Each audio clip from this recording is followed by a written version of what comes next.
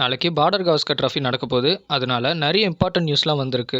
First என்னன்னா, Cheteshwar Pujara KL ராகுலுக்காக ஒரு விஷயத்த சொல்லியிருக்காரு. என்னன்னா, கேஎல் ராகுல் பார்டர் கவாஸ்கர் ட்ராஃபிக்கு நம்பர் 3 பொசிஷனில் ப்ளே பண்ணலாம். அதில் எனக்கு நிறைய நம்பிக்கை இருக்குது, அவர் கண்டிப்பாக நிறைய ஸ்கோர் பண்ணுவார் அப்படின்னு சொல்லியிருக்காரு.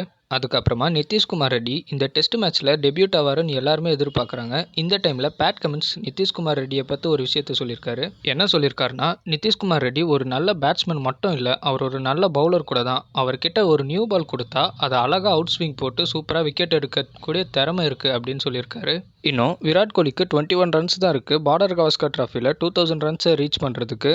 இந்த டைமில் விராட் கோலிக்கு பேட் கமின்ஸ் ஒரு சேலஞ்ச் விட்டுருக்காரு. என்னன்னா, அவர் கண்டிப்பாக ஒரு செஞ்சுரி கூட அடிக்க மாட்டார், அவரை ஈஸியாக நாங்கள் விக்கெட் எடுத்துருவோம் அப்படின்னு சொல்லியிருக்காரு.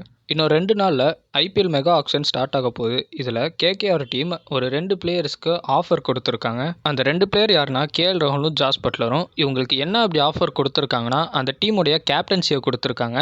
இதனால் இந்த 2 பிளேயரில் யாராவது ஒருத்தர் வர வாய்ப்பு இருக்கான்றதை கமெண்ட் செக்ஷனில் சொல்லுங்கள். அவ்வளோதான் ஃப்ரெண்ட்ஸ் இந்த வீடியோ பிடிச்சதா லைக் பண்ணுங்கள், ஷேர் பண்ணுங்கள். இதேமாதிரி கிரிக்கெட்டோடைய இன்ட்ரெஸ்டிங்கான அப்டேட்ஸ்க்காக நம்ம சேனலை சப்ஸ்கிரைப் பண்ணிக்கோங்க.